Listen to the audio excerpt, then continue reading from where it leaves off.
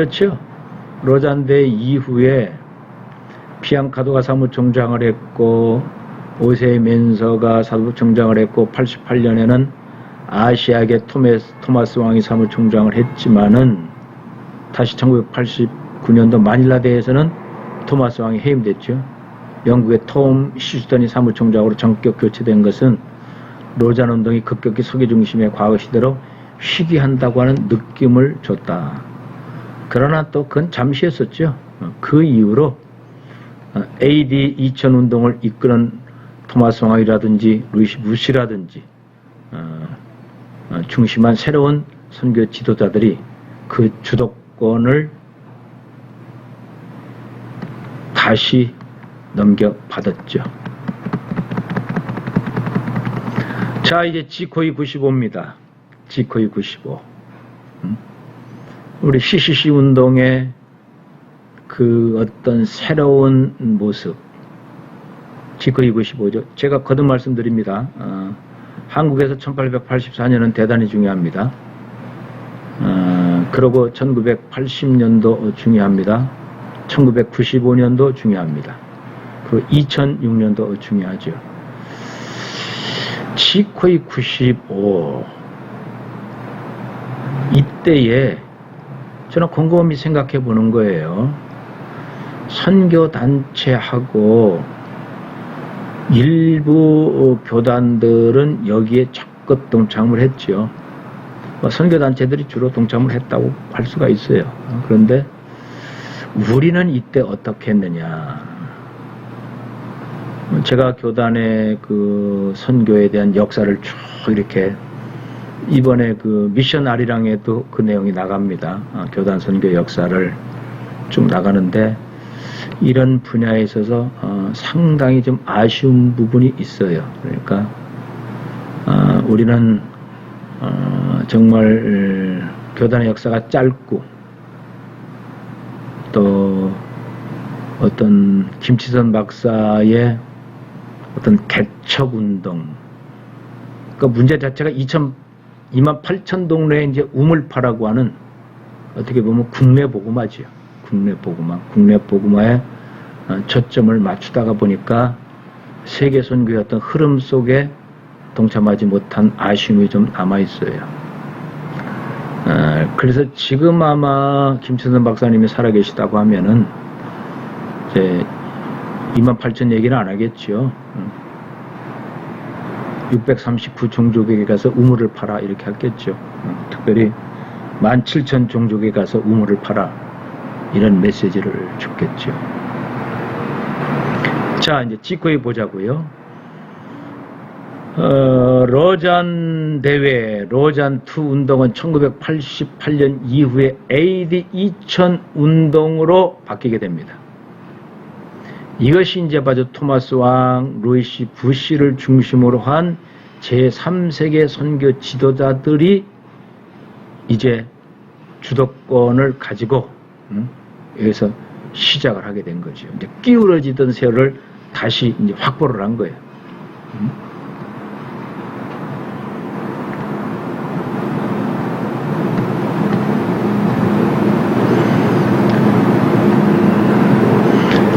제3세계로 선교 주도권이 넘겨지는 출발점이 바로 AD 2000 운동이다.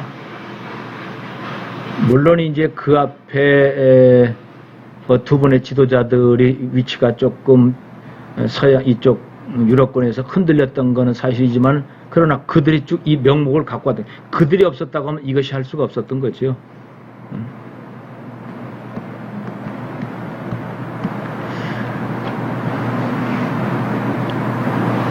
2000운동은 이제 1989년도 싱가포르에서 최초로 지코이의 출발점이 됩니다.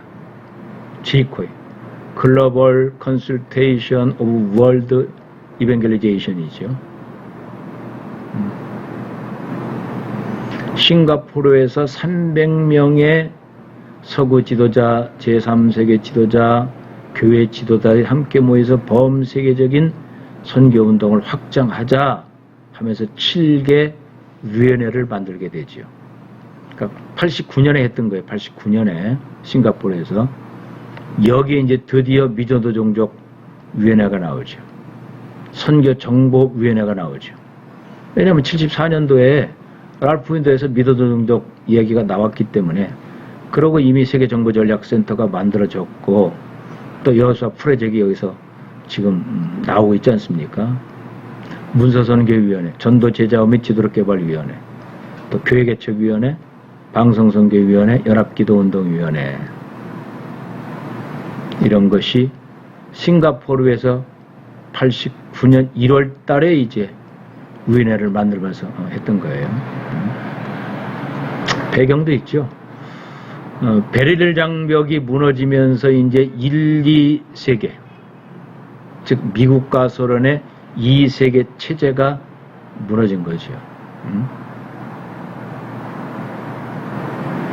냉전 시대는 이제 막을 내리게 되죠. 그러니까 제3세계에 대한 용어는 경제적 용어도 되고 정치적 용어도 되고 여러 가지 용어가 돼요. 그것을 우리가 또 정치가 그렇고 경제가 그렇고 하기 때문에 그냥 선교에서 그것을 그대로 그냥 받아서 쓰는데, 사실 엄격히 얘기한다고 하면 선교에서 제3세계에 대한 것은 조금 다를 수가 있어요. 중국은 등소평에서 장점의 시대를 거치면서 경제대국의 기초가 굳어지고 1949년도 서구 선교사가 중국에서 다 철수해서 싱가포르로 갔다고 하지 않습니까? 그래서 싱가포르에서 각종 국제선교단체가 다 직결하면서 이때에 이제 바로 여기서 국가별 선교 시대로 바뀌게 되고, 여기서 국가별 선교 시대에서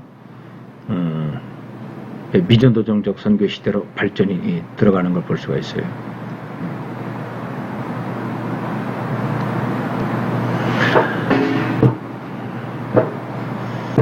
중국은 막상 문을 열어보니까 50만 명이었었는데 1억 명이 넘는 세계 최대의 기독교 인구를 가졌던 순교적 기독교 나라였다. 중국 사람들이 복음을 지켰던 그 순교의 스토리는 대단합니다. 대단해요. 피해 역사예요. 피해 역사. 그래서 일부 그 풀러 신학에서는 중국으로 선교를 간다고 하면은 중국 선교 이야기를 하면서 순교할 각오가 돼 있지 않다고 하면은 중국 선교 안 된다. 왜? 중국 선교는 순교로부터 시작됐기 때문에 그들의 마음에는 순교하는 선교사를 요구한다는 거죠. 왜? 자기들이 순교하면서 복음을 지켰다고 하는 거예요. 그러면은 다른 데서 오는 선교사들은 자기들보다도 더 순교적이어야 된다. 그런데 정말 순교적 그런 어떤 성육성적인 어떤 그런 준비가 되어 있느냐? 그 준비가 되었으면 중국 선교 가지 말라고 하는 거예요. 다행히 이제 한국이 중국 선교를 가게 됐던 것은 한족은 아니죠. 우리는 조선족으로 가게 됐던 거죠. 조선족. 여기 중국 1억이라고 하는 것은 한족을 의미하는 겁니다. 한족이에요. 한족이에요. 한족.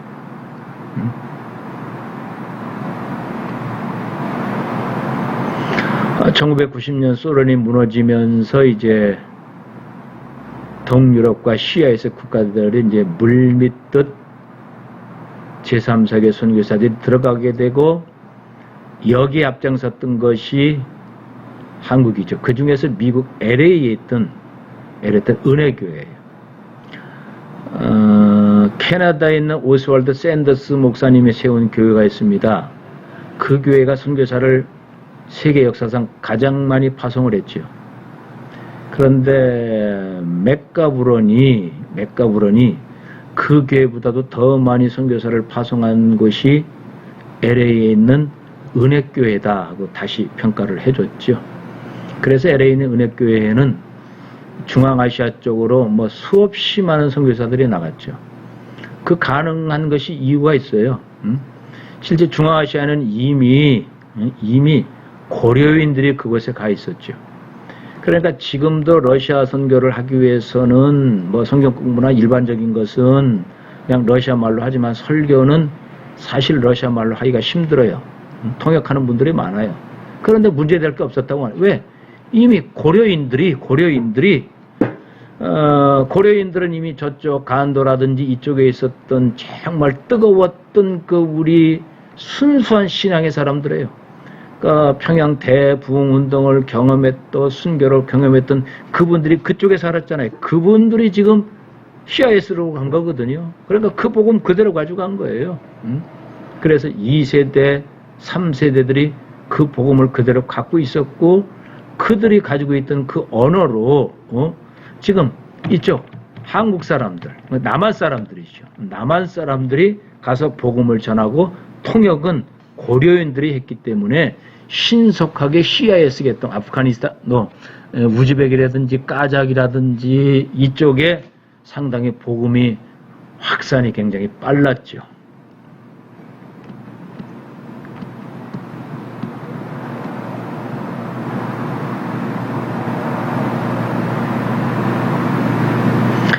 어, 1990년도 이 데이터가 중요합니다. 이 당시 선교사 숫자가 15만 명이었는데 1988년 이후에 10년은 제3세계가 더 많아지죠. 그 피선교지가 아니다. 제3세계는. 이런 결론이. 아니. 제3세 선교사 숫자가 15만 명이 넘습니다. 15만 명이 넘으면서 이제 1988년 이후는 제3세계는 더 이상 피선교지가 아니다. 오히려 여기는 선교하는 나라다. 제3세계는 오히려 선교사를 파송하는 나라다. 지금 상황은 이래요. 인도 같은 경우도 보세요. 브라질 같은 경우도 보세요. 일부는 선교사를 받아들입니다. 일부는 또 선교를 합니다. 그러니까 선교사를 받아들이고 선교를 하지요. 두 가지가 같이 병행되고 있죠. 우리 같은 경우는 그렇지 않죠. 우리는 선교사는 받아들이지 않죠. 브라질도 마찬가지예요. 선교사를 받아들이고 선교사를 파송하죠. 그런 현상들을 거쳐서 지금 한국 상황이 나온 거죠. 1990년대가 되면서 기독교 인구가 28%였고 서구가 28%가 서구에 있었고 72%가 제3세계권에 있었다. 역전이 된 거죠. 3분의 2가 서구를 제외한 곳에 교회와 하나님의 백성들이 있었던 것이죠. 이런 배경 때문에 그 중에 핵심이 한국이었다고 하는 거예요. 그러니까 대서양 중심의 경제 질서가 태평양 경제로 바뀐 거예요. 그래서 아시아 국가 교회들이 서구 의존으로부터 자유롭게 됐고, 아시아 국가. 그러면서 이제 한국, 싱가포르, 말레이시아, 인도네시아, 뭐 한국, 홍콩, 싱가포르 이런 데인데 나머지는 다 이슬람권이잖아요. 근데 한국은 기독교권이란 말이에요. 아시아에 있는 4개 나라 중에서. 그래서 무엇보다도 이 태평양적으로 바뀌면서 세계에 있는 제3세계권이 기독교인과 72%로 되면서 한국은 1만 명이 넘는 선교사를 120개국에 활동하는 선교 대국으로 등장하게 되는 그런 어떤 계기가 바로 여기서 시작됐다고 하는 거예요. 그런 상황이 있었기 때문에 바로 한국에게 지코이 95를 부탁을 한 거죠. 그러니까 AD 2000년까지 우리가 세계를 복음하자 하는 슬로건은 있었어요. 그러니까 로잔 1, 로잔 2에도 모든 교회가 복음화 했는데 그것이 실제로 이루어지지 않는 거예요. 즉 서양에서도 움직이지 않고, 그 다음에 이쪽 제3세계권에 교회는 있는데 그리스도인은 많은데 아직 선교사를 파송할 수 있는 그런 어떤 단계까지는 약했던 거죠. 그러나 한국은 그렇지 않았다고 하는 거예요. 그래서 1989년 싱가포르 회의 후 7년이 지나면서 국제사회가 급변한 상황과 제3세계가 선교 주체 세력이 일로 가는 데서 그 중심이 한국에 있었다. 그래서 AD 2000 운동을 한국에게 부탁을 했던 거예요. 한국에서 이 일을 해달라. 지코이 95를 한국에서 해달라. 한국이 이걸 수용한 거지요. 그리고 이 수용을 하면서 여기에 핵심이 CCC가 있었다고 하는 거예요. 자, 95의 특성을 봐요. AD 2000년 국제본부의 서울대 요청을 한국이 수락을 하죠. 이 우측에 보면은 아까도 CCC에서 나왔습니다만은 CCC는 빌 브라이트 박사에서 1950년 창설돼가지고 우측에 있는 거예요. 우측 참고란 현재 197개국 27,000명의 전임 강사 55만 3,700명의 협동 강사가 사역하고 있다. 한국 CCC는 KCCC는 김중건 목사가 창립해서 현재 41개국 지부 국내 600명이 활용하고 있다. 그래서 CCC는 학원 복음화는 내일의 세계 복음화다 하는 걸로 이렇게 출발을 해서 60년대는 학원 복음화, 70년대는 민족 복음화, 80년대는 세계 복음화, 90년대는 해외 단기 선교 시대, 그리고 2000년대는 남북 통일 대비 북한 선교 시대. 그리고 CCC의 사동 목적은 전도, 육성, 훈련, 파송. 4대 헌신은 주님, 민족, 형제죠. 5대 강령은 말씀, 기도, 전도, 사랑, 헌신이고. 자, 이거예요, 아까 이거. 그래서 다시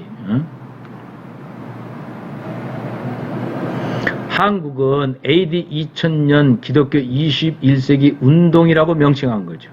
AD 2000을 한국에서는 이걸 AD 2000을 기독교 21세기 운동이다. 한국에서는 세계는 AD 2000이라고 했지만은 그것을 명칭을 변경하고 한국 복음주의 협회, 한국 기독교 총연합회, 한국 세계 선교회, 기독교 연합단체들과 대학생 협의회, IBF, UBF, 학생 신앙 선교 단체 전부가 이걸 다 참석하기로 하고 김중건 목사를 준비위원장으로 하면서 지코이 95를 조직을 한 거예요.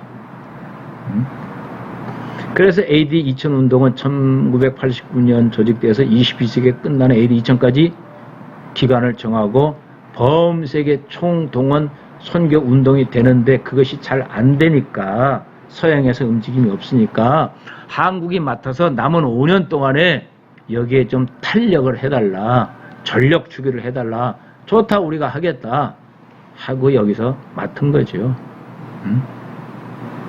보세요. 주최국 한국은 빈곤국가 대표들에게 창가비 줬죠, 숙식비 줬죠, 왕복 여비까지 다 제공하면서 일을 합니다. 단일 장소로 모였던 로잔 대회는 달리 186개국 4,500명 참가자들이 불편 없이 여러 장소를 이동하면서 차별화 대회를 했던 거예요. 부산도 가고 대구로도 가고 서울에서도 하고 대전에서도 하고 광주에서도 하고 대단했죠. 이렇게 한 나라가 없습니다. 95년에 한국에서 한 거예요. 95년도에 나는 생각해 보는 거예요. 95년도에 나는 뭐 했나? 95년도에 우리 교회는 뭐 했나? 그때 우리 교회가 있었는데 95년도에 우리 교단은 뭐 했나 하면서 참 교단의 어떤 선교 지도자들, 교단의 리더들 이런 분들이 물론 최북규 목사님도 계셨고 더 굵직굵직한 분들, 최북규 목사님 여기 앞장서서 일을 하셨죠. 그런데 그분들이 교단과 노예를 이끌어가면서 지도적을 바라면서 아마 동참하고 그랬다고 하면은 우리 교단에 있는 청년들도 얼마나 많아요. 우리들 청년들도 물론 여기서 이제 선교단체를 통해서 했던 청년들이 있겠죠. 대학생들이 있겠죠. 그러나 청년들이나 대학생들이 여기에서 어떤 동기를 받고 결심을 하고 선언을 했다고 하면은 교단의 선교를 좀 달라졌을 것이다. 물론 이때에 개별적으로 참석했던 그런 선교사들이 선교 동원을 하고 지금 우리 교단 선교사로 나간 선교사들도 많아요. 그때 헌신했다. 그러니까 감비아의 선교사님도 그러잖아. 나 그때 헌신했다. 지금 60대 넘은 분들이죠. 그때 헌신했기 때문에 나이가 들어도 나는 가겠다 하는 분들이 꽤 있었어요. 그것이 조직화됐다고 하면은 교단에서 그것이 붐이 돼서 했다고 하면은 교단 선교는 아마 한국 선교가 이렇게 크게 점프를 하면서 교단 선교도 점프를 했을 텐데 하는 그런 아쉬움이 많이 남아 있어요. 그래서 지금 THM을 공부하는 여러분들이 지금 하면 돼요. 지금 그 일을 하면 되니까.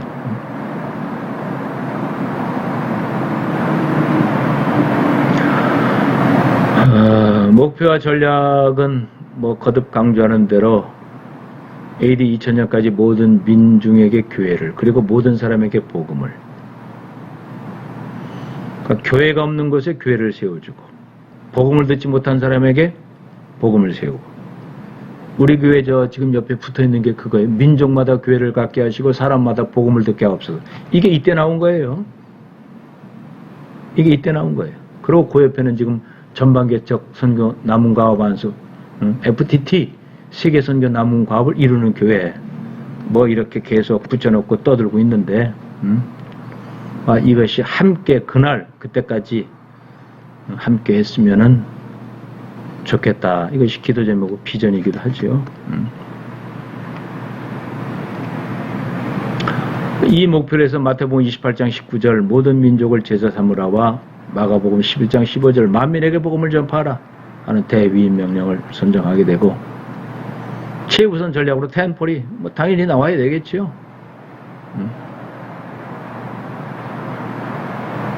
루이시 부시라든지 이런 사람들을 위해서 이것이 연구해서 미국의 랄프 인터가 있는 세계정보전략센터에서 이것을 빅데이터에서 여호수아 프로젝트가 나오면서 이런 프로젝트, 이런 리서치가 한국에 있는 AAP를 통해서 또 교단과 선교단체에 또 소개되고, 선교단체들은 거기에 초점을 맞춰서 선교 전략과 방향을 정하게 됐던 그런 계기가 여기서 나온 거예요. 그래서 지코이의 목표와 전략은, 템폴의 미전도 종족을 우선 복음화 전략은 10년 이상 서구 선교의 신학의 집중적 연구와 조사 전략의 타겟이 되었던 것인데, 실질적으로 이 타겟을 구체화하고 앞장서서 했던 것이 한국이라고 보면 돼요. 그러니까 한국은 G코이를 N코이로 바꾼 거예요. 내셔널로 글로벌을 N코이로 바꾼 거예요. 내셔널로. NCOWE. 그래서 N코이는 지금 7까지 갔죠. 작년에 7까지 했으니까.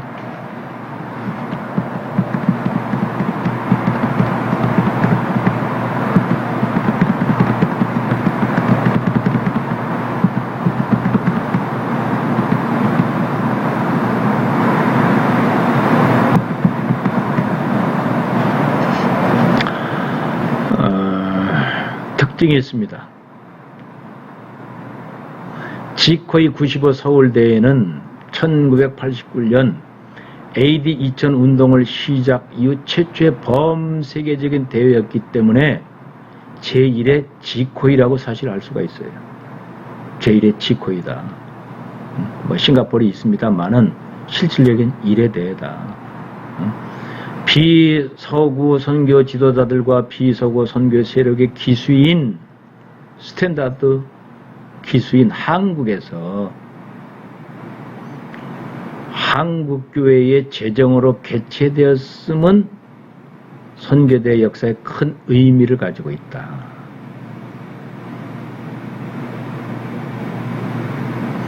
로잔운동, 로잔 1, 2는 빌리그레암 전도단에서 재정 지원을 했다고 했지 않습니까? 빌리그레암이 또 명예 대여정했었고, 로잔 1, 2는 그랬어요. 그런데 이 대회는, 지코이 대회는 한국에서 다 했던 거예요. 서구를 벗어났던 거죠. 한국 재정으로 다 한 거예요. 한국 재정으로. 한국교회 재정으로. 지코의 서울선언은 이제 우리의 배경, 사명, 비전, 목표, 전략, 헌신, 뭐 이런 것들 중요하기 때문에 우리는 이걸 꼭 봐야 되겠죠. 사명은 말씀이 육신이 되신 인카네이션을 근거로 해서 갈라디아 4장 4절과 요한복음 1장 14절을 사명을 했죠. 그래서 그리스도만이 길과 진리와 생명이 근거다 하는 요한복음 14장. 땅끝까지 이르러 그리스도의 증인이 되어 그의 교회를 세워야 할 사명의 근거로 사도행전 1장 8절을 제시하고, 이 사명을 구체적으로 실천해야 할 강령으로서 십자가를 지고 나를 따르라. 마가복음 1장 17절이죠. 먼저 그의 나라와 그의 일을 구하라. 마태복음 6장 33절 34절 말씀을 근거로 해서 그리스도의 증인의 자격과 선교의 우선을 제시했죠.